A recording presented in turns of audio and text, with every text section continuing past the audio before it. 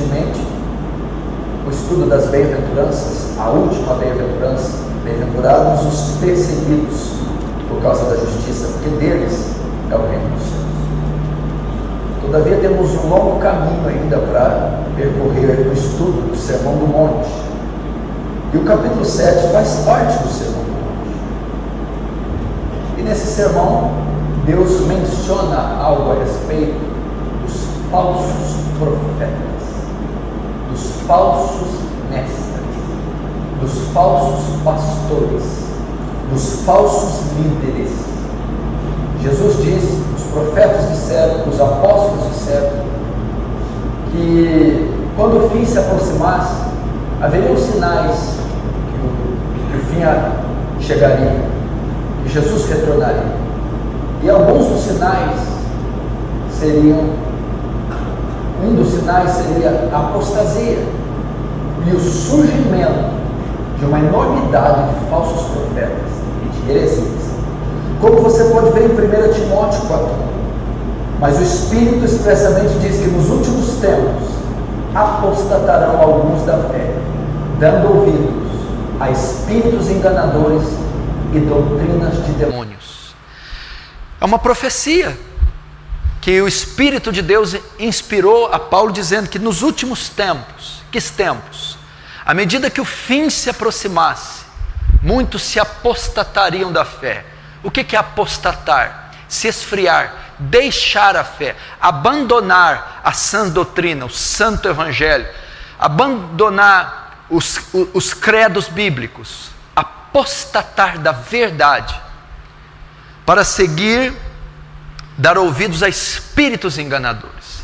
Quando Paulo fala espíritos enganadores, ele está dizendo que por trás desses falsos profetas, dessas falsas igrejas, não é apenas equívoco teológico, não é apenas obra da carne, ou sonho, visões do coração desses homens. São inspirações demoníacas que estão. Esses espíritos enganadores são termos usados para se referir aos demônios. Então, por trás de muitas dessas seitas, há a inspiração demoníaca. Eles iriam se apostatar, deixar a fé salvífica, para dar ouvido a espíritos enganadores e doutrinas de demônios.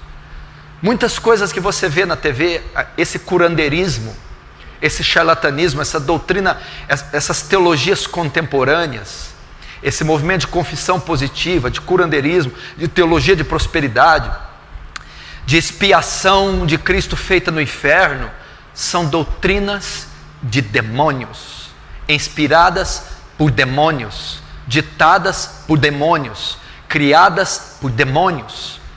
E muitos de vocês aqui, ou de vocês que vão me assistir, ainda participam disso, ou participaram disso um tempo atrás, creram nisso, se envolveram até o pescoço com essas heresias. Paulo continua ainda na segunda carta a Timóteo, capítulo 1, verso 4: conjuro-te, pois, diante de Deus e do Senhor Jesus Cristo, que há de julgar os vivos e os mortos, na sua vinda e no seu reino, que pregues a palavra, instes a tempo e fora de tempo, redarguas, repreenda, exortes, com toda a longanimidade e doutrina. Por quê? Porque virá o tempo futuro, profecia, vaticínio. Paulo está dizendo, no fim, o que ocorrerá no fim? Virá o tempo que não suportarão a sã doutrina, mas tendo comichão ou coceira nos ouvidos, amontoarão para si doutores conforme as suas concupiscências, desviarão os ouvidos da verdade e se voltarão às fábulas. A primeira parte fala da culpa dos líderes, os falsos profetas. Eles seriam responsáveis por levarem multidões ao engano. A segunda parte diz dos membros. Nem todos os que estão ali naquelas igrejas são vítimas. Nem todos os membros da Igreja Universal do Reino de Deus são vítimas. Da Igreja Mundial do Poder de Deus são vítimas. Da Igreja Internacional da Graça e de outros ciclos neopentecostais carismáticos. Muitos que estão ali querem essas doutrinas. A Bíblia diz que tendo comichão no ouvido, coceira, não suportarão essa doutrina. Eles não querem o evangelho da graça, eles não querem a porta estreita, eles não querem a redenção, a expiação que a cruz dá, dando vida eterna. Eles não querem sair fora do arraial e levar o vitupério de Cristo. Eles não querem a sã doutrina. Eles querem amontoar doutores. Eles é que fazem esses doutores.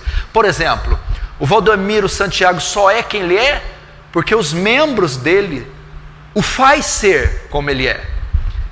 É a demanda, é a procura quem faz o produto. Ele só é o homem que ele é porque há procura.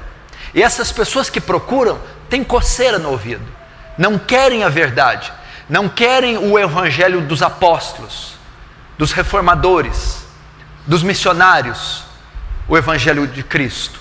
Então eles amontoam, eles abarrotam o templo, eles é que fazem essas cruzadas, eles é que vão nessas peregrinações, eles que amontoam esses templos. Por quê? Porque eles têm coceira, eles não suportam a cruz, a santificação, a justificação pela fé. Eles querem ouvir sobre prosperidade, eles querem cura, eles querem paz e felicidade. Então eles amontoam, formam. A busca deles, a procura deles faz a demanda, faz os líderes.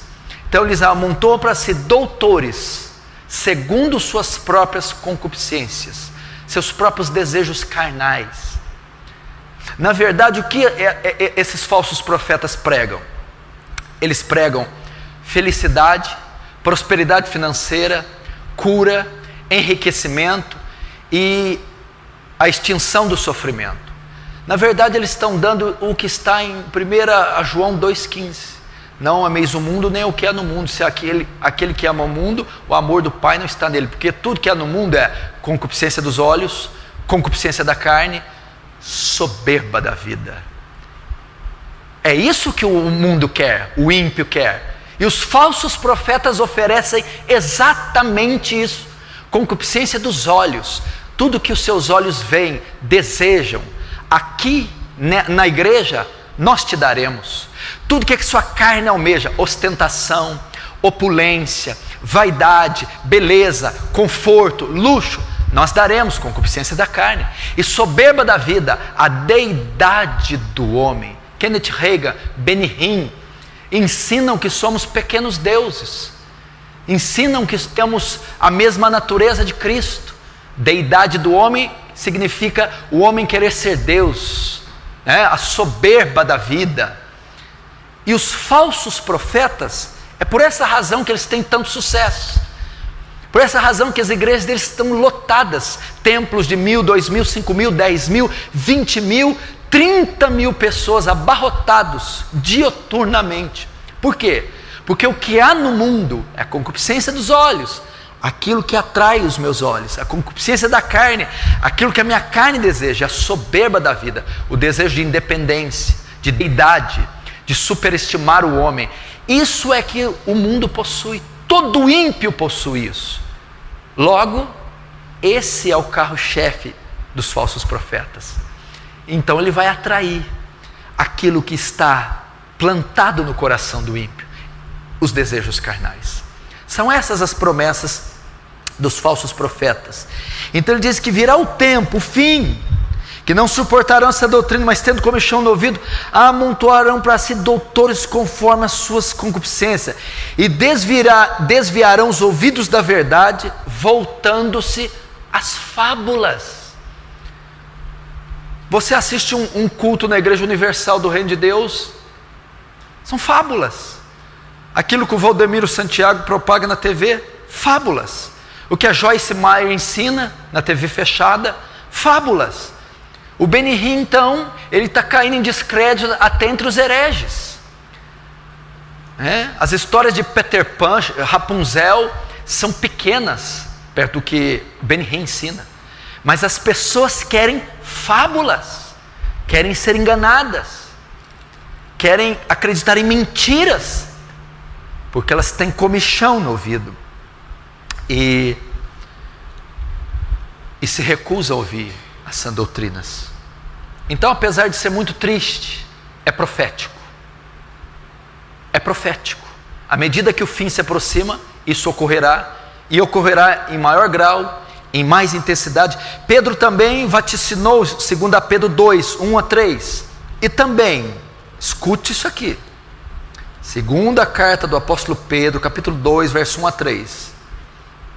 E também, houve entre o povo falsos profetas, como entre vós haverá, o verbo haver no futuro, haverá, fim. À medida que o fim se aproxima, haverá explosão, surgimento de falsos profetas. Haverá também falsos doutores, que introduzirão encobertamente heresias de perdição, e negarão o Senhor que os resgatou, trazendo sobre si mesmos repentina perdição. E muitos seguirão as suas dissoluções. As igrejas dos falsos profetas são pequenas ou grandes? São poucos ou muitos que o seguem? Cumprindo a profecia. E muitos seguirão suas dissoluções, pelos quais será blasfemado o caminho da verdade, o Evangelho. E por avareza farão de vós negócio, por palavra fingida. Você conhece alguma igreja que faz uso da fé para enriquecer? Alguém conhece? Olha o que Pedro falou há 2000 anos atrás. E por avareza, avareza é o desejo ao dinheiro, a ganância, farão de vós negócio. De vós o que? Da fé, da igreja, do evangelho. Farão negócio, será um mercantilismo, com palavras fingidas.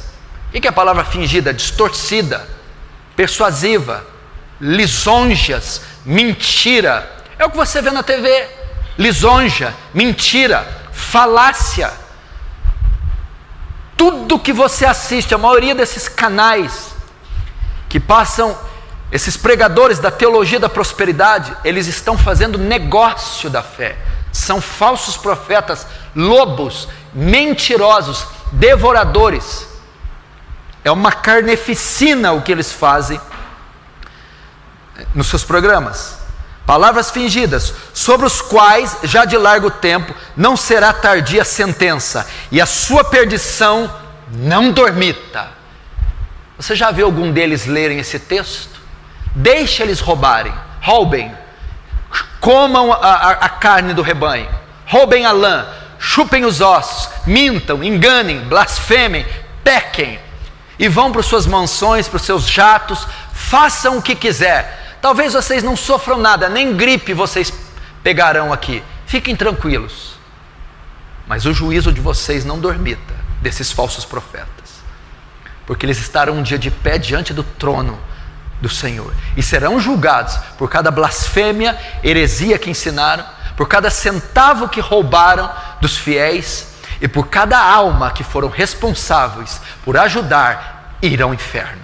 O juízo deles não dormita, os juízos dele não dormita. Deixem-os roubar, deixem-os pregarem blasfêmias, dizerem blasfêmias e ensinarem heresias. Vejam só, eles estão gordos, ricos, felizes, prósperos, eles estão indo cada vez melhor, mas o juízo deles não dormita. O guarda de Israel há de julgar tudo isso. Então, estava aqui nas profecias, é um cumprimento profético. E a Bíblia diz como eles vêm: acautelai-vos, porque eles vêm, eles se apresentam disfarçado em ovelhas, mas por dentro são lobos. Há um disfarce, parece ser bíblico, parece ser bom, parece que está curando gente. As pessoas sobem para dar testemunho, e a maioria são testemunhos falsos, comprados, mentirosos, porque Deus não opera nessas igrejas. O Espírito de Deus não está fluindo em abundância, onde há crime, mentira, adultério, roubo, heresias. O Espírito de Deus não tem parte com isso. Então são testemunhos mentirosos. Pode ser que Deus alcance alguma alma perdida pela misericórdia dele. Mas se Deus alcança essa alma, logo logo ela sairá de lá. Se ela não saiu, é porque ela não foi alcançada. Parece que é, mas não é. A Bíblia diz que pareceria. Eles teriam traje de ovelhas, traje, aparência de piedade, de justiça, de santidade. Pareceria com o evangélico, pareceria com o cristão, pareceria milagre operado pelo Espírito de Deus. Parece que há conversões, que há curas, que há felicidade, há comoção, há choro, há realização de sonhos. Mas é mentira. Por dentro são lobos, é apenas o disfarce. Fazem uso do nome de Jesus, mas não servem o Senhor Jesus. Fazem uso da fé, mas não têm fé salvadora. Fazem uso do evangelismo, mas nunca nasceram de novo. São ímpios, são bodes, são lobos. E Jesus diz: acautelai-vos, porque eles se apresentam disfarçados. Você vê na TV, eles fazem uma cara de piedade, eles choram, eles mandam você colocar um copo d'água na TV e ora para você. Eles usam palavras de doçura, palavras de ternura. Eles aparentam ter amor e cuidado por você. É disfarce, é mentira. Por dentro são lobos, com um só intuito: devorar você, teu dinheiro, destruir tua vida, enganar você e mandar você para o inferno. São ministros de Satanás, são espíritos do mal, ministros das trevas, transfigurados de ministros de luz. Veja, por exemplo, abra comigo em Apocalipse 13, ele corrobora o que eu estou dizendo. Apocalipse 13, último livro, rapidinho.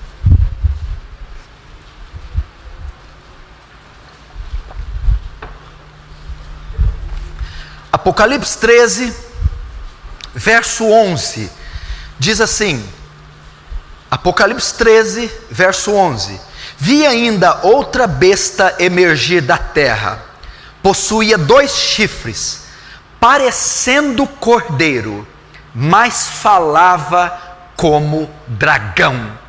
Até aí, olhe para mim. João está tendo a visão aqui do Apocalipse na ilha de Patmos. No capítulo 13, ele vai ter a visão da besta, do anticristo. Ele vê a primeira besta que surge do mar. A segunda besta, ele vê surgindo da terra. A primeira besta pode ser um sistema militar, que vai ter como seu cabeça o anticristo. A segunda besta, a interpretação que pode ser, é uma figura religiosa. E ele dá características dela aqui, é a mesma característica dos falsos profetas. Vi outra besta emergir da terra, que possuía 2 chifres, parecendo um cordeiro. Parecia cordeiro. O que é cordeiro? Quem é o símbolo do cordeiro na Bíblia? Cristo. Parecia cristão, parecia evangélico, parecia pio, parecia sacro, mas quando falava como dragão. Ou seja, o falso profeta tem aparência, exteriormente se parece com Cristo, a sua igreja, os seus hinos, o seu modo de cultuar. Mas como você descobre que é falso? Ele tinha vestes, liturgia, exterior de um cordeiro. Tem todos os componentes de uma igreja, todos os componentes de um cristão, todos os componentes de um pastor. Mas como você sabe que ele é um falso profeta? Na hora que ele fala, é pelo seu ensino, a sua doutrina, a sua pregação. Tinha pele de ovelha, mas falava como dragão. A sua doutrina é de demônio, a sua ensino é uma heresia. Jesus disse que assim eles serão. Você não descobre eles pelos sinais que eles fazem, porque a Bíblia diz aqui que ele fazia sinais, exerce toda a autoridade da primeira besta na sua presença e faz com que a terra e seus habitantes adorem a primeira besta. Verso 13, também opera grandes sinais, de maneira que até fogo faz descer do céu. Você que fica impressionado com sinais, principalmente no meio pentecostal, adora sinais, curas, milagres, sinais. Aqui ó, a besta que está aqui fazia sinais, fazia prodígios. Pastor, está tendo sinais, é só você ver a TV, curas, vomitam câncer, nascem olhos, ressuscitam, prosperam, prodígios, sinais. Pois é, a besta faz sinais, Satanás faz sinais. Sinais não podem nos impressionar, e sim doutrina. Parecia cordeiro, tinha vestes de cordeiro, fazia prodígios e sinais como cordeiro, mas hora que abria a boca, era um dragão. Era doutrina de demônio, é Satanás, é assim. Sinais não podem te impressionar, e sim doutrina, ensinamento. Esses falsos pastores são marcados por sinais e falsas doutrinas. Falam como dragão, falam como dragão, assim eles seriam. E você precisa se cautelar. Coisa mais fácil é enganar o crente contemporâneo. Falou que tem sinais. Quantas aberrações você vê nessas igrejas? Esses falsos profetas. Esses profetas que aparecem aí profetizando o endereço, o número de telefone, a RG, o número dos familiares. Eles fazem uma pesquisa na internet da pessoa, da igreja a qual ele vai pregar. Ele decora a ficha da pessoa e chega diante da congregação descrevendo o perfil da pessoa, dizendo que é profecia, que foi o Espírito Santo. Lobo! Falso profeta! Mentira! Que propósito o Espírito Santo tem de adivinhar o RG de alguém? Isso traz glória para Deus? Conforma alguém à imagem de Cristo? Faz o reino de Deus avançar? Ainda que isso fosse verdade, que propósito o Espírito Santo tem de dar a um profeta o poder de adivinhar o endereço dele? É isso que eles fazem. As curas, por que ficam tão impressionados com curas? Ai de ti Betsaida e ai de ti Corazim. Vamos lá. Se em Tiro e em Sidom tivessem sido feitos os mesmos milagres que foram feitos com vocês, há muito teriam se arrependido com pano de saco e cinza. Você não entendeu? Ai de ti Corazim e Betsaida, duas cidades pagãs. Jesus operou inúmeros prodígios em milagres naquela cidade. Alguém foi salvo? Ninguém. Você está entendendo?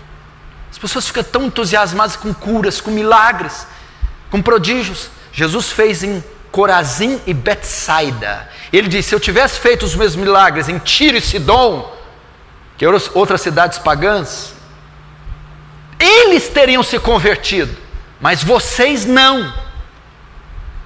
Então, milagre pelo milagre, meu amigo. Eu vou repetir, já disse, o maior milagre é Deus pegar um pecador, filho de Adão, corrompido nos seus pecados, morto nos seus delitos, e transformá-lo numa nova criatura, que vive em santificação, que vive para a glória dele, mantê-lo santo no mundo, e depois resgatá-lo desse mundo e levá-lo em glória. Esse é o maior milagre. Um pecador morto nos seus pecados, ressuscitado para andar em novidade de vida. Aqui no Brasil, as heresias que mais se destacam, elas vieram aí dos últimos, talvez 50 anos, de forma mais acentuada, principalmente nos últimos 30 anos. É a teologia da prosperidade, é a confissão positiva, é a teologia da libertação. Esse é o carro-chefe que foi trazido para o Brasil através de Kenneth Hagin e até hoje perdura. até hoje tem infestado a nação brasileira.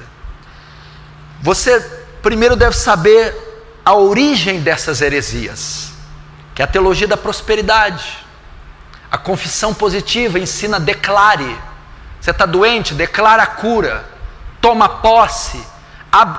Pega o que é seu. Exige. Decreta. Se é pobre, tem que ser rico. Está doente, tem que curar. São mais ou menos o bojo dessa teologia da prosperidade e do positivismo. Mas a maioria dessas heresias tem origem em seitas como gnosticismo, ciência cristã, nova era. Isso tudo não vem do cristianismo. As doutrinas das heresias modernas, elas são muito mais culturais do que religiosas, muito mais culturais do que cristãs. Isso que você vê hoje florescer no Brasil, como teologia da prosperidade, curandeirismo, teologia da libertação, teologia da batalha espiritual, do positivismo, da confissão positiva, ela vem do gnosticismo, da ciência cristã, da nova era. Ela é muito mais cultural do que cristã. E esse movimento, ele convergiu todo no ministério do Kenneth Hagin, que é chamado movimento da palavra da fé, que tem como Kenneth Hagin o seu pai, o seu propagador principal. Esse movimento da palavra da fé, que é de onde origina-se a vasta maioria das heresias do Brasil, ela tem o seu nascimento no século XIX, através de um homem chamado Phineas Quimby. Ele nasceu em Nova Hampshire, Estados Unidos, 16 de fevereiro de 1802. Morreu no dia 16 de janeiro de 1866. Esse homem foi um professor americano, um dos pioneiros das ideias teológicas que deram origem ao movimento do novo pensamento. Vou mostrar aqui um pouco das ideias de Quimby. Quimby desenvolveu algumas ideias sobre a habilidade das pessoas de curar suas enfermidades por meio da força de suas mentes e palavras. Esta crença em cura derivava da teologia de um Deus amoroso e de uma realidade espiritual mais densa e profunda, mais real do que o nosso mundo. Quimby estudava ocultismo, hipnotismo e parapsicologia. Então eu estou dizendo da onde nasceu o movimento de fé de Kenneth Hagin. Primeiro começou nesse homem, num americano chamado Phineas Quimby. O que ele cria? Quais doutrinas ele sustentava, para você ter uma ideia? Quimby cria que tudo que você pensa, tudo que você fala, você atrai essas coisas para você. Tudo que você declara pode vir à existência. Uma das principais influenciadas por ele foi Mary Baker Eddy, que foi a fundadora das ciências cristãs. Ela estudou com ele por um tempo e foi curada por ele. Ela ficou tão impressionada com a cura e com os ensinamentos dele, que ela adotou muitas das suas ideias. E quando ela cria a ciência cristã, ela usa no seu pano de fundo muitas das doutrinas de Quimby. O que em suma ensina a ciência cristã? Elas negam as enfermidades ou coisas más. Elas não confessam doenças ou tragédias. Sempre confessam bênçãos. E o texto que eles usam é Provérbios 18, 21. A morte e a vida estão no poder da língua, e aquele que a ama comerá do seu fruto. Então, por exemplo, se você pergunta para ele, você está doente? Não, eu não estou doente. Eles não confessam a doença. Isso veio de Quimby, que você poderia mudar a sua vida, poderia dar uma sentença diferente para você, dependendo da sua confissão, da sua palavra. Ele cria que através das palavras e pensamentos positivos, você podia mudar o curso da sua vida. Você falasse coisas boas, você atrairia coisas boas. E essa mulher que é criadora da ciência cristã, ela caiu, ela se jogou aos pés e se aprofundou nas doutrinas de Kimbe. E ela então não confessava absolutamente nada de ruim, porque aquilo que a boca confessa, isso acontecerá, segundo a interpretação de Provérbios. A morte e a vida estão no poder da língua, aquele que a ama comerá do seu fruto. E por incrível que pareça, há 2 séculos atrás, até hoje, muitos crentes, hoje em 2016, ainda são assim. Eles não podem falar algo negativo, senão estão declarando, senão atrairão para si aquilo que foi fruto das suas palavras.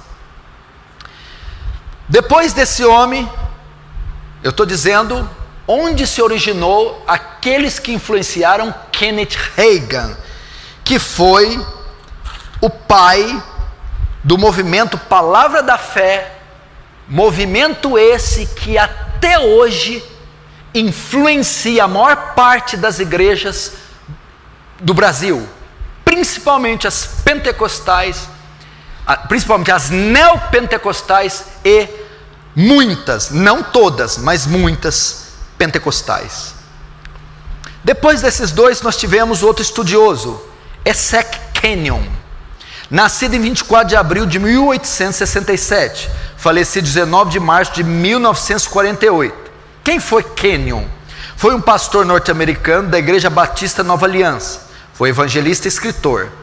Kenyon teria sido o primeiro autor a publicar sobre o que se tornou a teologia da prosperidade. Kenyon tinha muitas ligações com os ensinamentos de Kimbe, com o movimento Novo Pensamento. Esse Kimbe, ele divulgou, ele criou uma doutrina chamada Movimento de Novo Pensamento. Como eu te disse, o que você pensa e declara pode acontecer, pode vir à vida.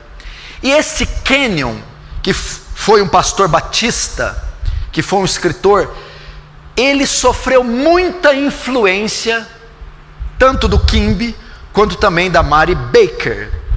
O que ele ensinava? Ele também ensinava que podemos trazer coisas à existência pela nossa palavra.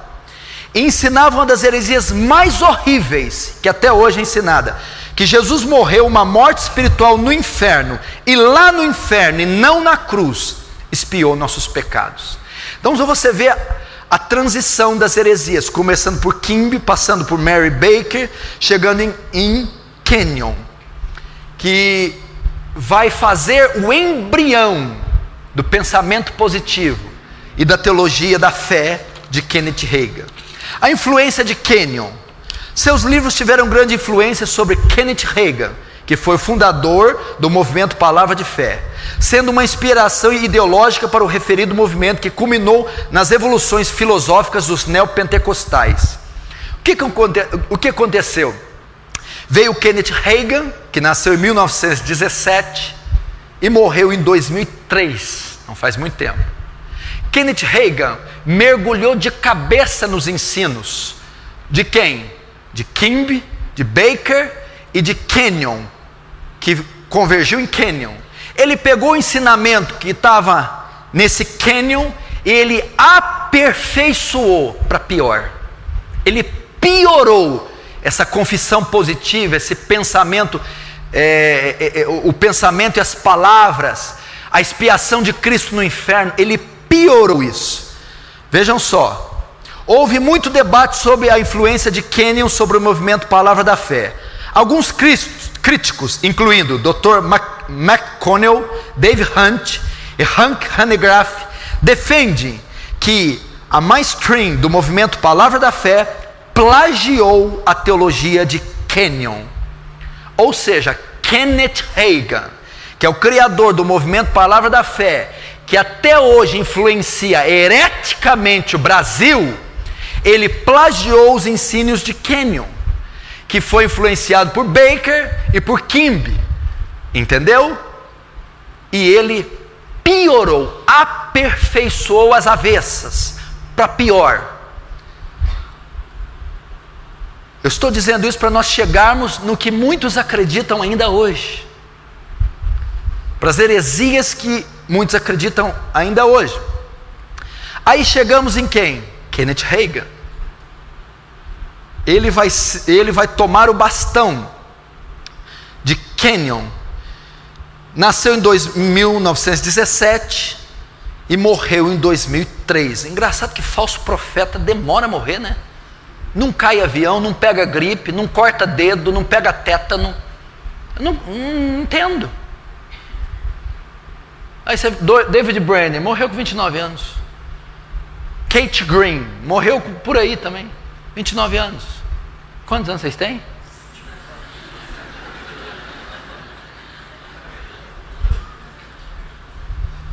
Quer viver muito? Vira falso profeta. Não vira não. Kenneth Hagin, então, 1917, morreu em 2003. Ele foi o fundador, o pai do movimento Palavra da Fé. Eles então pegaram os ensinamentos desse antepassado e os pioraram.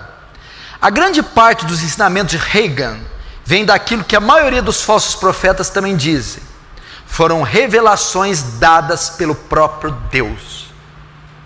Essa confusão abominável que está no Brasil, em termos teológicos, as aberrações teológicas que você vê no Brasil, a teologia da prosperidade, todo esse pandemônio cristão, tudo isso veio do pai deles, Kenneth Hagin. Teologia da prosperidade, Kenneth Hagin. Confissão positiva, Kenneth Hagin. Batalha espiritual, Kenneth Hagin. Veio dele. E da onde se originaram a maioria das doutrinas de Kenneth Hagin? Foram oriundas dos ensinamentos de Kenyon e das visões que ele teve de Deus. É engraçado você notar que a maioria dos falsos profetas não baseia o seu ministério, não funda as suas igrejas baseado nas escrituras, e sim em revelações pessoais que eles tiveram de Deus, de Jesus ou de um anjo. Você pega Joseph Smith, como que ele escreveu o livro dos Mormons, o fundador do mormonismo, foi porque ele teve a revelação de um anjo. Você pega tantos outros falsos profetas, Benny Hinn diz ter falado várias vezes com Cristo, com o anjo, e até ter visto o Espírito Santo de forma corpórea. Kenneth Hagin fundamenta nisso. Hagin afirma que Jesus apareceu a ele fisicamente pelo menos 8 vezes. R.R. Soares é o maior propagador do ministério de Kenneth Hagin no Brasil. Esses livros na década de 80, 90, venderam aos montões. Milhares de cristãos em todo o Brasil possuíam na sua estante livros do Kenneth Hagin. O evangelicalismo brasileiro foi influenciadíssimo pelas doutrinas de Kenneth Hagin. E Kenneth Hagin fundamentou seu ministério em quê? Em hereges, em seitas e em visões mentirosas.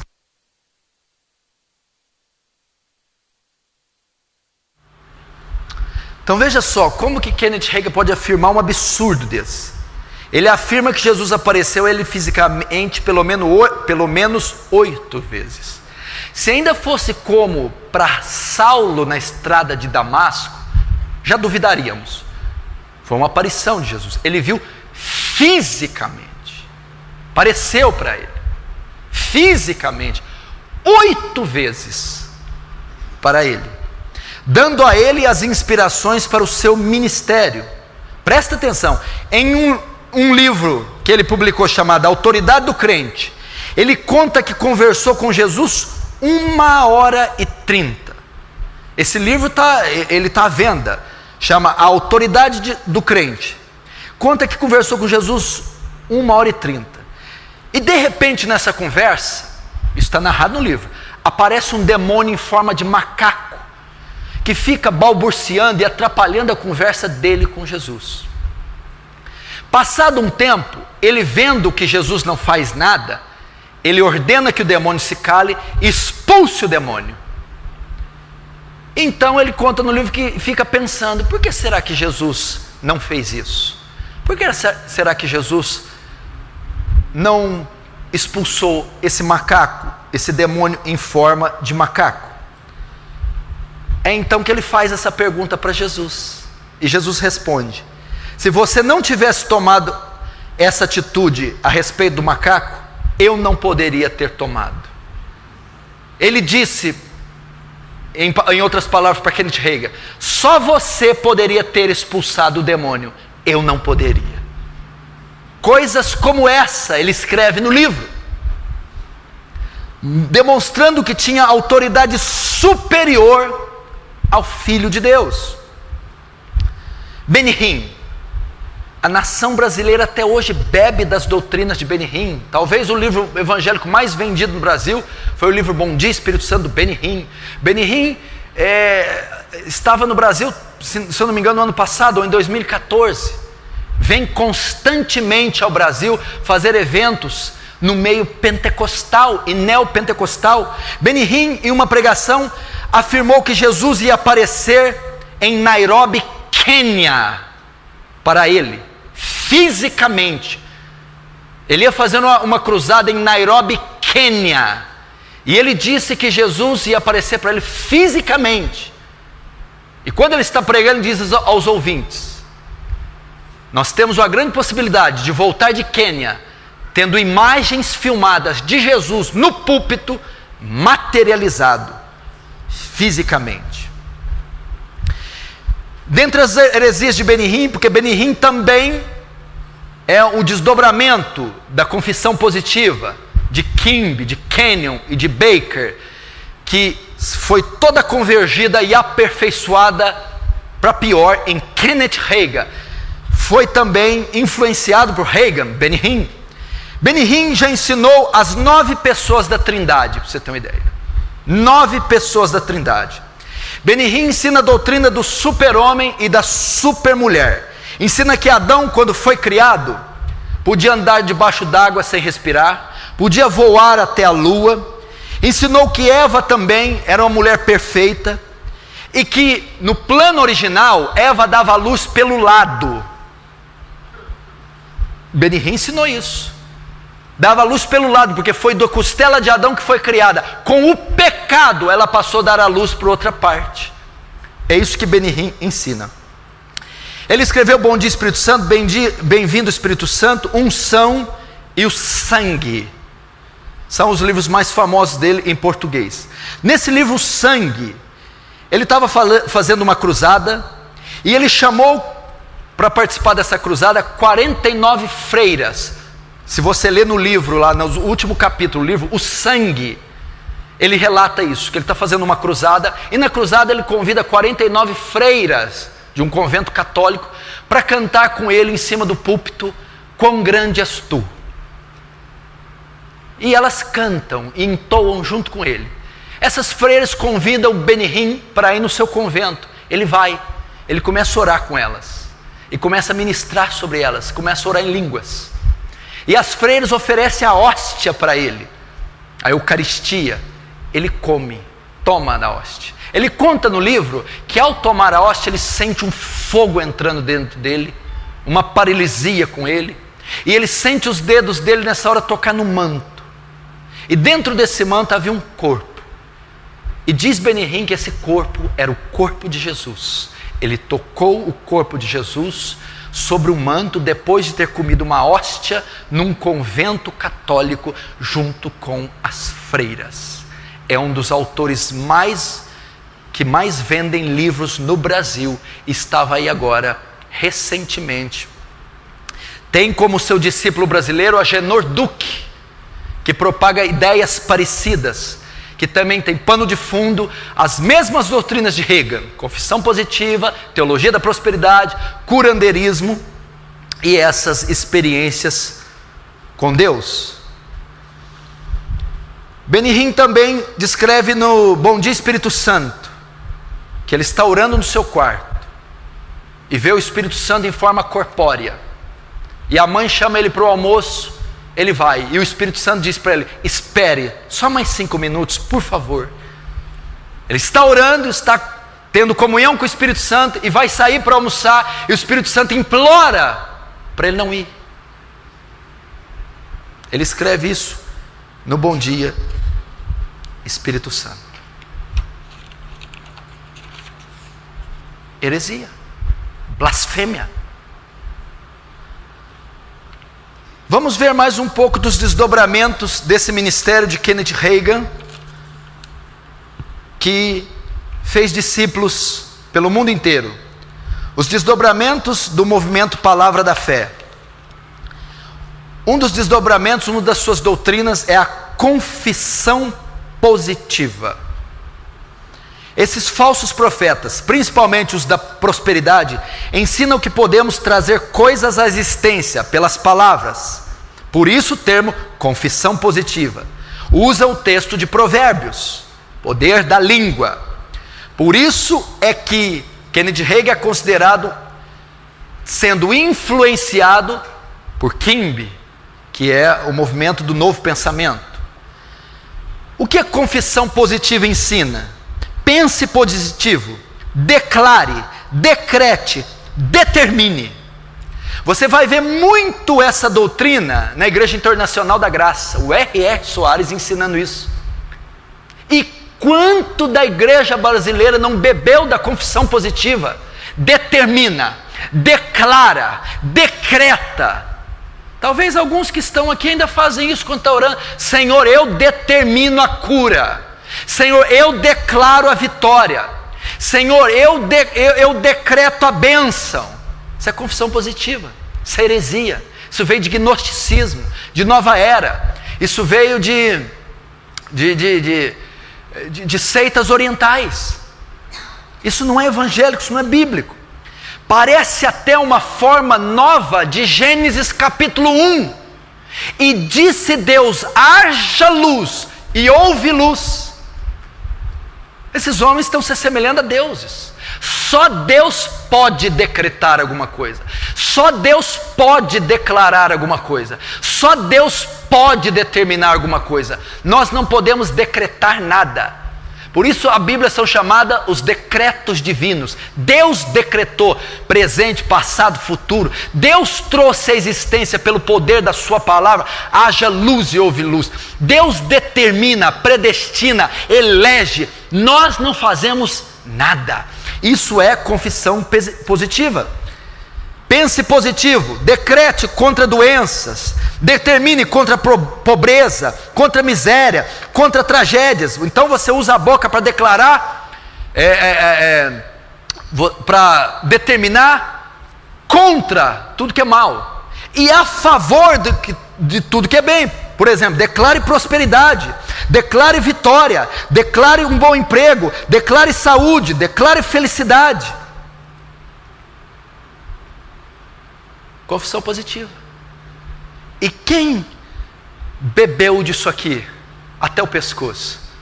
Neopentecostalismo e pentecostalismo principalmente, e até muitos círculos tradicionais. As pessoas vão orar assim. Elas não sabem orar, elas não leem a Bíblia, elas não sabem doutrina nenhuma, mas elas sabem determinar. Toma posse, pisa nas águas, declara, é seu, está derrotado. Tudo confissão positiva. Tudo gnosticismo, nova era. Tudo influência das ciências cristãs. Não é evangelho. Não é a palavra de Deus. O R.R. Soares, para você ter ideia, ele ensina assim: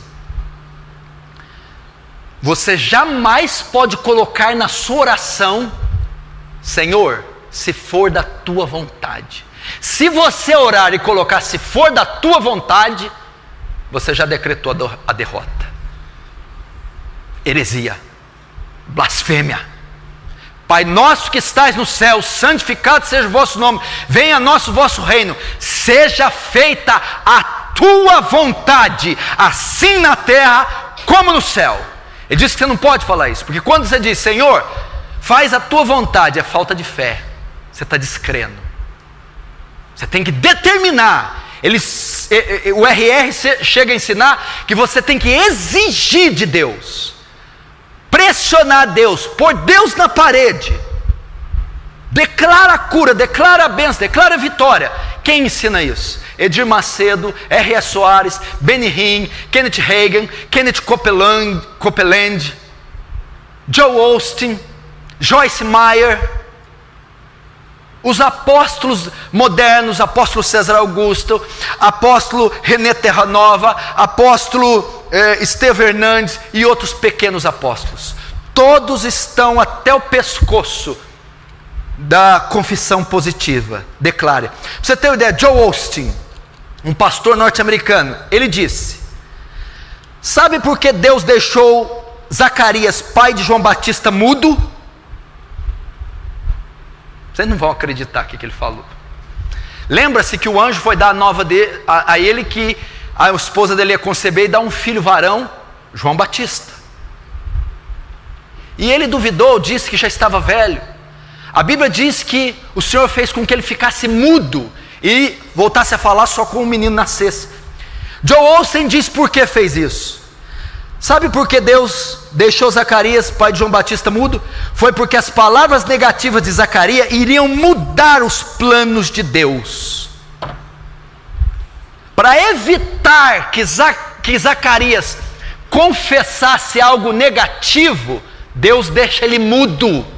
Porque as palavras do homem têm poder, e se ele falasse algo contrário, poderia mudar a vontade de Deus e impedir a vontade de Deus de se cumprir, pelo poder que as palavras têm. Ou seja, as palavras do homem, esse movimento em cima ensina, são tão poderosas que tem mais poder do que a vontade de Deus.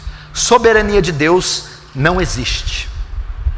Joel Osteen, um dos maiores falsos profetas em vigência. Joyce Meyer, olha o título de um livro dela, tem programas na TV dublados no Brasil, falso profeta.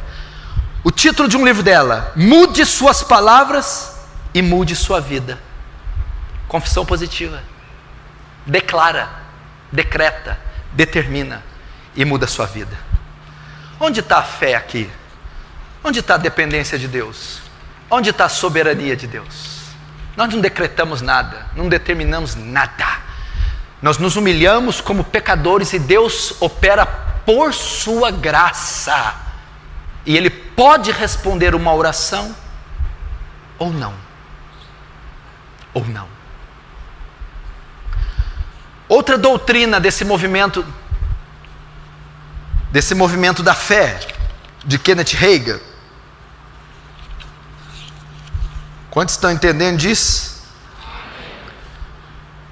Outra doutrina desse movimento, palavra da fé, doutrina dos pequenos deuses. Para você ter uma ideia, eu estou pregando aqui sobre os falsos profetas, que à medida que o final se aproximasse, eles iriam emergir, brotar, iriam infestar a terra. Falsos profetas, eles não são convertidos, eles não são salvos, eles não têm o Espírito de Deus, eles só têm uma função: enganar, falsificar a fé, distorcer a graça, prostituir o Evangelho. E eu entrei numa raiz, numa vertente dos falsos profetas, que talvez é a mais forte, a teologia da prosperidade, a confissão positiva, que teve como seu pai Kenneth Hagin, um dos maiores influenciadores da doutrina da igreja brasileira. E outra dessas falsas doutrinas, doutrina dos pequenos deuses. Eu ouvi isso há 14 anos atrás, em uma igreja que eu congreguei. Eu ouvi que eu era um pequeno Deus. Eu sei disso aqui, eu aprendi isso aqui. Eles ensinam que se você é cristão, você é um pequeno Deus. Um pastor americano chamado Creflo Dollar, olha o nome dele, pastor norte-americano, afirmou, ele comentou sobre Gênesis 1, 26, 27. Façamos o homem à nossa imagem e semelhança. Olha o comentário que Creflo Dollar diz: cada animal foi criado segundo a sua espécie, na criação. O ajuntamento deles resultaria em um animal da mesma espécie, não é isso? Animais da mesma espécie produz seres da mesma espécie. Olha onde ele foi para fundamentar a doutrina dos pequenos deuses. Cavalo com cavalo, quando se juntam, vão ter, vai nascer dali um animal da mesma espécie, um cavalo. Cachorro com cachorro se ajuntam, vão reproduzir um animal da mesma espécie, outro cachorro. Olha o que ele vai dizer: quando a Trindade se ajuntou para criar o homem, eles criaram alguém da mesma espécie deles, ou seja, um Deus, um pequeno Deus. Lembra que eu falei? Concupiscência da carne, concupiscência dos olhos, soberba da vida. É o que essas doutrinas ensinam. Confissão positiva. O que é isso? Concupiscência da carne. Teologia da prosperidade, concupiscência dos olhos. Está vendo o Rolls Royce? Creia que ele é seu. Está vendo a mansão? Creia que ela é sua. Agora, a doutrina dos deuses, dos pequenos deuses. Você não é qualquer um não, meu chapa. Tu é um Deus. Tu manda e desmanda, tu decreta. E olha a interpretação falaciosa. Nós somos oriundos do conselho da Trindade. Logo, nós temos natureza divina. Eles dizem que Adão foi assim. Adão não era como Deus, não tinha reflexos de Deus. Adão era uma réplica exata de Deus. Eles ensinam isso. Isaías 42:8 diz assim: eu sou o Senhor, este é meu nome, a minha glória, pois a outrem não darei, nem o meu louvor às imagens de escultura. Ninguém é semelhante ao Senhor. Na Bíblia nós vemos um personagem que quis ser igual a Deus. Quem se lembra quem é? Se deu mal. Satanás quis se assemelhar a Deus, foi expulso e banido do céu para sempre. Doutrina dos pequenos deuses é a mesma de Benihim, que é oriundo, que a doutrina de Benihim é oriunda de Kenneth Hagin, do super-homem, do semideus, do homem que pode tudo. Agora presta atenção, outra doutrina desse movimento Palavra da Fé. E não pense você que isso não está na maioria dos púlpitos brasileiros ainda. Está. É a deidade do homem. É o triunfalismo do homem. Meu irmão, hoje o que está dentro dos púlpitos é o humanismo. O que é isso? Deus, o homem é o centro do culto, o centro do louvor, o centro da pregação, o centro da conferência. O humanismo colocou Deus no centro. Junto com essa doutrina, dá superpoderes ao homem, os quais ele não tem. A doutrina da queda, olha isso aqui que eles ensinam. Adão era Deus, uma réplica exata de Deus. E quando Adão pecou, perdeu sua deidade e transferiu, sabe para quem? Para Satanás. É isso que Kenneth Hagin e todos seus desdobramentos e discípulos ensinam.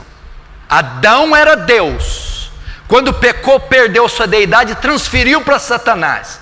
Quando ele transfere para Satanás, Satanás expulsa Deus da terra, do mundo, sendo ele o Deus legítimo da terra. Deus então não pode interferir na terra, porque o seu Senhor é Satanás. Nessa ocasião, Deus foi expulso da terra, dando direito legal e controle desse mundo nas mãos do diabo. Satanás é o Deus legítimo desse mundo. E ele se baseia em qual texto? 2 Coríntios 4:4, dos quais o Deus desse século cegou o entendimento dos incrédulos. Interpretação falaciosa, herética. nos quais o Deus deste século, a palavra século aqui, no grego quer dizer aion, era. Não está dizendo que Satanás é o Deus do cosmos, é o Deus do aion, da era, do sistema. Ele não é Deus da criação, ele não é o Deus legítimo da terra, ele não é o Deus legítimo dos homens, ele não é soberano sobre nem ele próprio, nem sobre a si próprio. Satanás, ele é o Deus do sistema, mas não é o Deus do cosmos. Por isso é importante estudar as línguas no original. Portanto, presta atenção, quando uma pessoa é salva nesse sistema, ela recupera a sua divindade. Por isso elas querem tomar posse das riquezas e da terra. Por isso o movimento da prosperidade, saúde, do não sofrimento, pois recuperaram aquilo que, segundo eles, Adão possuía, a divindade. Como um Deus pode ficar doente, ser pobre, miserável? No ato de salvação você recupera a deidade de Adão. Então você tem direitos nesta terra. Por isso que você está vendo que a reação em cadeia, você está vendo os desdobramentos que são logicamente ligados um ao outro. É isso que a teologia deles ensina.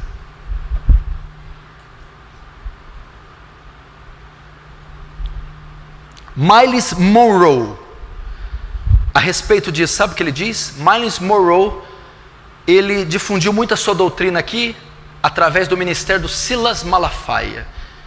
Malafaia foi responsável por trazer ele aqui várias vezes. Recentemente sofreu um acidente de avião, morrendo com a sua família. Ele disse, numa conversa com Benny Hinn, que Deus não pode interferir nesta terra sem a permissão do homem. Deus não pode interferir na terra sem que o homem deixe. Está cheio de palestras deles no YouTube e livros dele, que ele esteve aqui há 2, 3, 4 anos atrás. Falso profeta. Ensinou uma blasfêmia. Salmo 115, 3. Mas o nosso Deus está nos céus e faz tudo o que lhe apraz. Tudo o que Deus quer, faz como quer, quando quer, sem pedir permissão para ninguém. O que for contrário a isso é heresia, blasfêmia. Sobre a morte de Jesus na cruz, veja o que eles ensinam. Sobre a morte de Jesus. Esse todos ensinam. Joyce Meyer, Benny Hinn, Joe Oster, Kenneth Copeland, todos esses falsos profetas ensinam. Kenneth Hagin ensinou. Eles ensinam que a morte na cruz não foi suficiente para expiar nossos pecados. Ela foi só o início. Jesus teve que descer ao inferno, sofrer, ser atormentado, e lá morreu espiritualmente. Lá morreu espiritualmente e perdeu a sua deidade. Ele teve que nascer de novo para pagar nossos pecados. Essa foi a verdadeira expiação para os nossos pecados.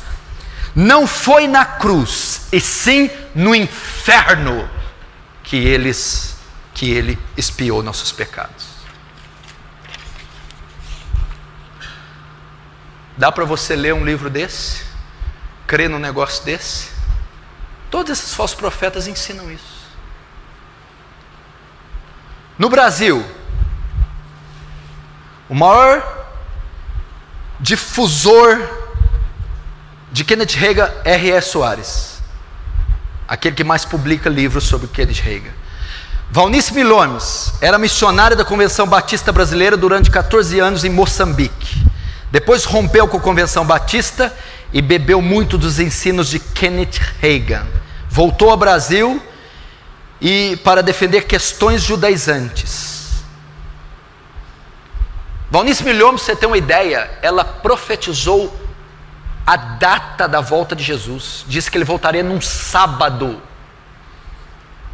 Ela profetizou isso. Teologia da prosperidade.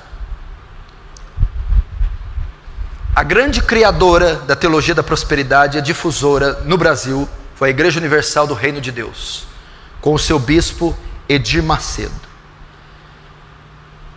A teologia da prosperidade, ela resume aqui a confissão positiva. Qual que é o resumo da confissão positiva?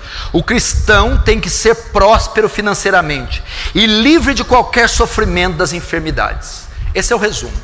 É crente, não pode ser pobre. É crente, não pode ser doente. É crente, não pode perder o emprego.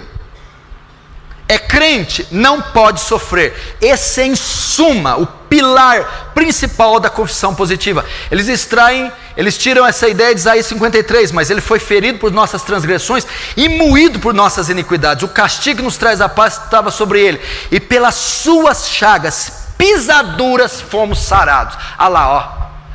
A expiação na cruz não garante só perdão dos pecados, mas cura de enfermidade, segundo Isaías 53. Mas não é essa a interpretação.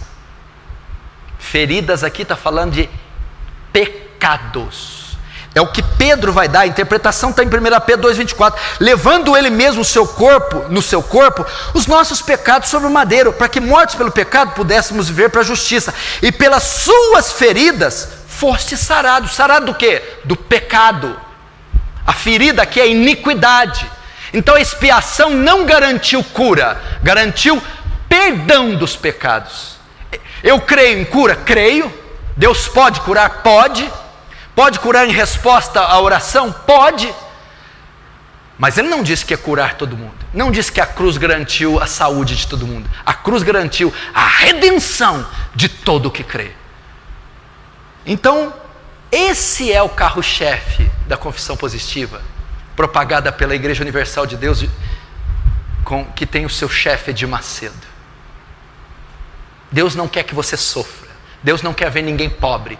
Deus não quer ver ninguém doente. É a vontade de Deus que todos prosperem, que todos enriqueçam e que todos sejam curados e que ninguém sofra. A máxima da teologia da prosperidade é: exija seus direitos diante de Deus. E aí vai. Tem tanta coisa para falar aqui. Paul Yang-Shu. Quem aqui conhece o livro dele, Quarta Dimensão? Ele é pastor da maior igreja do mundo. A igreja dele tem 1 milhão de membros na Coreia do Sul, mais de 1 milhão.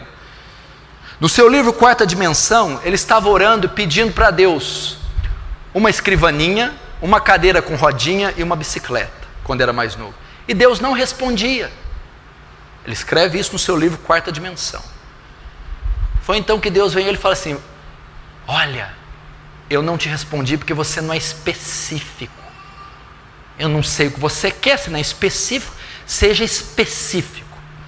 Ah, ele então diz: olha, eu quero a cadeira com rodinha cromada, a bicicleta assim, com um monte de catraca, e a escrivaninha assim, assim, assado. Aí ele recebeu. Então ele diz: quando você for específico, declarar, tudo vai acontecer. Livro Quarta Dimensão. Heresia.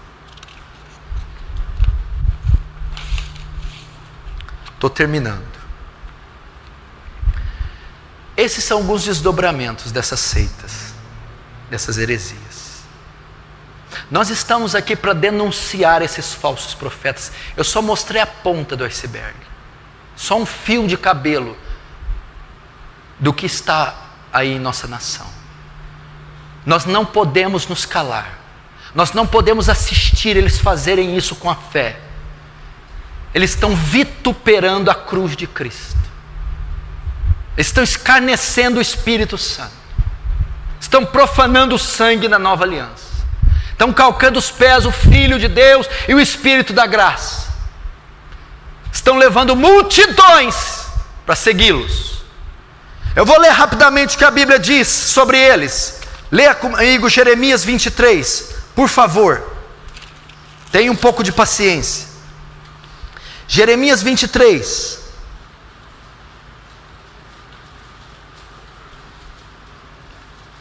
Diz assim, Jeremias 23, 1: ai dos pastores que destroem e dispersam as ovelhas do meu pasto, diz o Senhor, Portanto, assim diz o Senhor Deus de Israel contra os pastores que apacentam o meu povo: vós dispersaste as minhas ovelhas, e as afugentastes, e delas não cuidastes, mas eu cuidarei em vos castigar a maldade das vossas ações, diz o Senhor.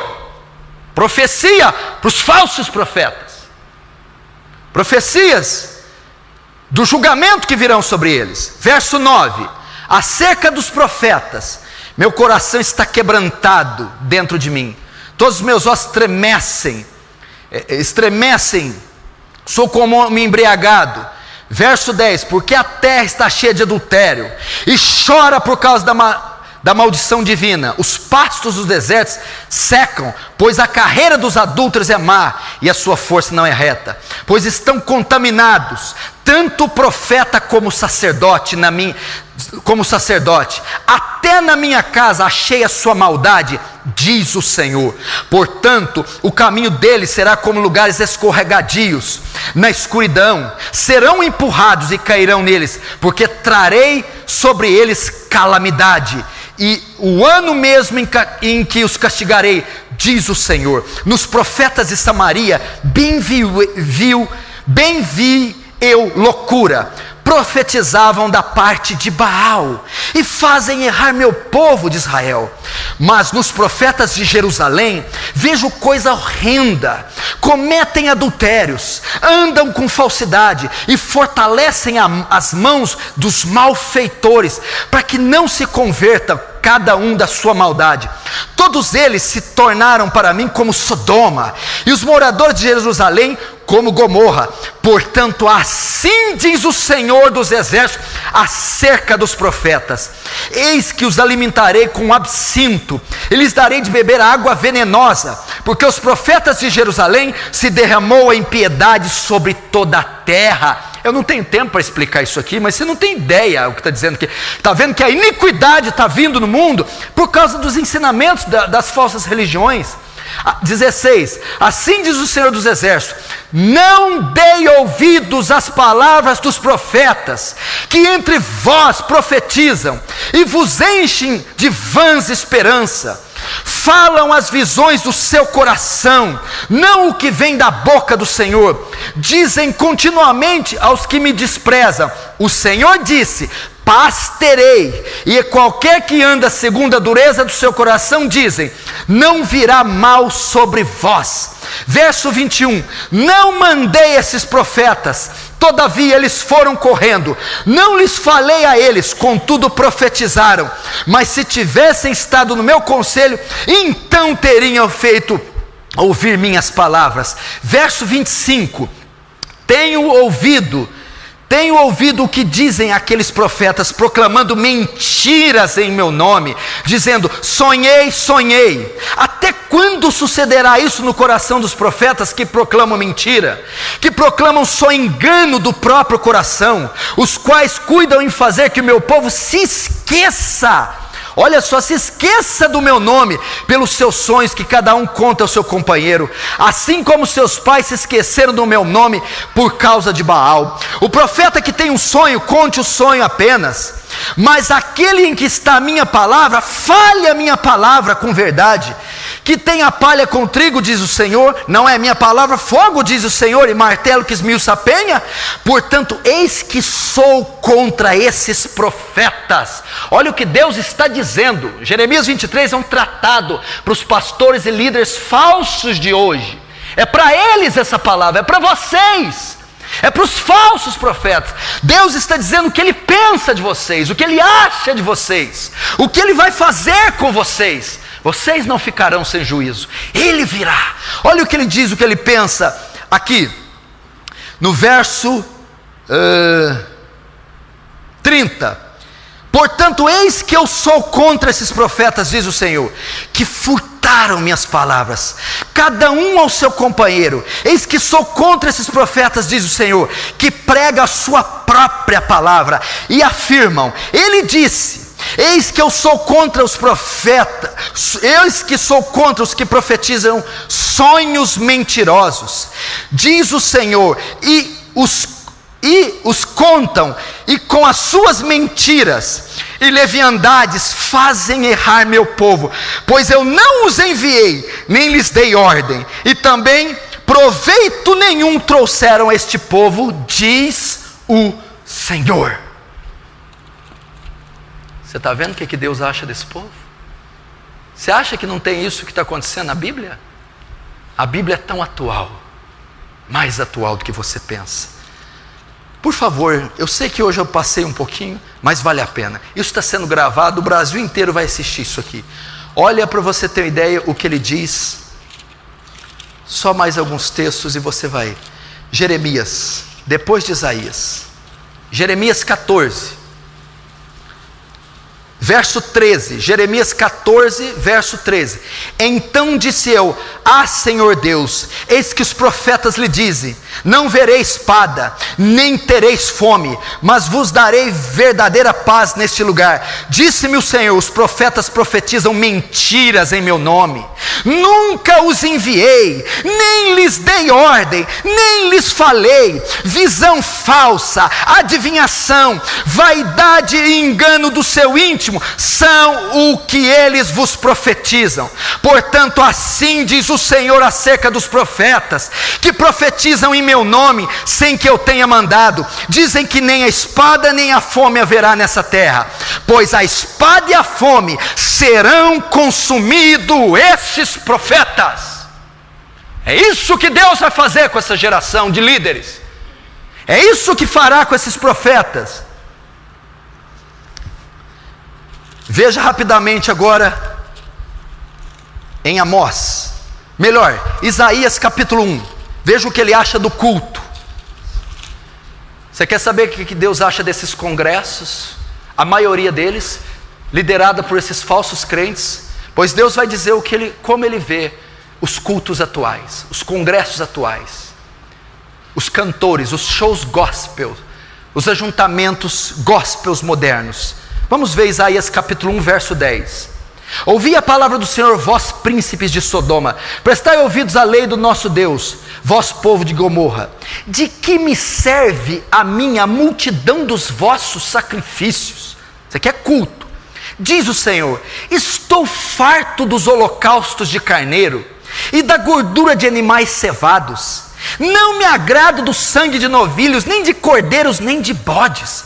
Quando vindes para comparecer perante mim, quem vos requereu só pisar de nu nos meus átrios? É o que ele está dizendo. Que adianta louvor, jejum, congresso, se vocês estão cheios de pecado? É o que Deus está dizendo. Não adianta a solenidade, a liturgia, a religiosidade sem um coração. Verso 13: não continuais a trazer ofertas vãs. O incenso para mim é abominação, e também as festas de lua nova, os sábados e a convocação das congregações. Não posso suportar a iniquidade associada ao juntamento solene. As vossas festas da lua nova e as vossas solenidades, a minha alma as aborrece, já me são pesadas. Estou cansado de as sofrer, pelo que quando estendei as mãos, escondo de vós os meus olhos. Sim, quando multiplicai as vossas orações, não as ouço, porque as vossas mãos estão cheias de sangue. Lavai-vos, purificai-vos, tirai a maldade dos vossos atos de diante dos meus olhos. Cessai de fazer o mal, aprendei a fazer o bem, atendei a justiça, repreendei o opressor, defendei o direito do órfão, pleiteai a causa das viúvas. É uma severa repreensão para esse movimento gospel, cultico, contemporâneo. Olha o que ele acha do louvor em Amós. Abre Amós, rapidinho. Amós capítulo 5, verso 21. Olha o que diz: aborreço, desprezo as vossas festas, e com as vossas assembléias solenes não tenho nenhum prazer. Ele está dizendo que ele acha do culto contemporâneo, do ajuntamento de bodes, liderado por lobos, o que Deus acha do culto dos falsos profetas. Aborreço e desprezo as vossas festas, e com as vossas assembléias solenes não tenho nenhum prazer. Verso 22, e ainda que me ofereçais holocaustos, e as vossas ofertas de manjares, não me agradarei deles, nem me atentarei para ofertas pacíficas dos vossos animais cevados. Isso é a parte do culto. Agora o louvor gospel, contemporâneo, os shows gospel. Olha o que ele diz: afasta de mim o estrépito dos seus cânticos, porque eu não ouvirei a melodia das tuas harpas, das tuas liras. Antes corra o juízo como as águas, e a justiça como o ribeiro perene, perpétuo. É assim que ele vê o culto, o louvor atual. Agora, para encerrar, vocês não vão acreditar que está na Bíblia. Passa 2 livros aí, Miqueias capítulo 3, você não vai acreditar. É o exato reflexo dos pastores da prosperidade atuais. Miqueias capítulo 3, verso 1. Disse eu: ouvi agora vós cabeças de Jacó e vós chefes da casa de Israel. Está falando para a liderança eclesiástica. Não é a vós outros que pertence saber o juízo? Os que aborreceis o bem e amais o mal, e deles arrancais a pele e a carne de cima dos seus ossos, que comeis a carne do meu povo, e lhes arrancai a pele, lhes esmiuçai os ossos, e os reparti como para a panela, e como carne no meio de um caldeirão. É exatamente, é a descrição exata dos falsos profetas, que extorquem, roubam, saqueiam seus fiéis. Verso 4, então, olha o que Deus está dizendo para eles: então chamarão ao Senhor, mas não os ouvirá, antes esconderá deles a sua face, naquele tempo, visto que eles fizeram mal nas suas obras. Verso 5, assim diz o Senhor acerca dos que fazem errar o meu povo, e os que clamam paz, quando têm o que mastigar, mas apregoam guerra contra eles, que nada lhes metem na boca. Sabe o que é isso aqui?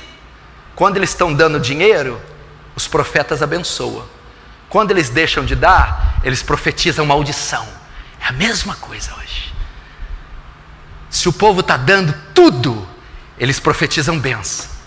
Se a entrada do dízimo da igreja baixa, eles começam a amaldiçoar a sua própria congregação. Olha o que Deus diz. Verso 6, portanto se vos fará noite sem visão, e tereis trevas sem adivinhação, por-se-á o sol sobre os profetas, e sobre eles enegrecerá o dia. Os videntes, que é o mesmo que profeta, se envergonharão, e os adivinhadores se confundirão. Sim, todos eles cobrirão o seu bigode, porque não há resposta de Deus. Verso 9, ouvi agora isto, vós cabeças de Jacó, e vós chefes da casa de Israel, que abominais o juízo, e pervertei tudo que é direito, edificai a Sião com sangue, e a Jerusalém com perversidade. Verso 11, os seus cabeças dão as sentenças por suborno, os seus sacerdotes ensinam por interesse, e os seus profetas adivinham por dinheiro. É a perfeita descrição de hoje. Eles dão sentença, adivinham e profetizam por dinheiro. É isso que os falsos profetas fazem. O culto gira em torno do dinheiro. Ele abençoa você em troca do seu dinheiro. Ele cura você em troca do seu dinheiro. Ele declara algo positivo em troca do seu dinheiro. E ainda dizem, olha só, adivinham por dinheiro, e ainda se encostam ao Senhor dizendo: não está o Senhor no meio de nós? Nenhum mal nos sobrevirá. Portanto, por causa de vós, Sião será lavrada como um campo. Até aí.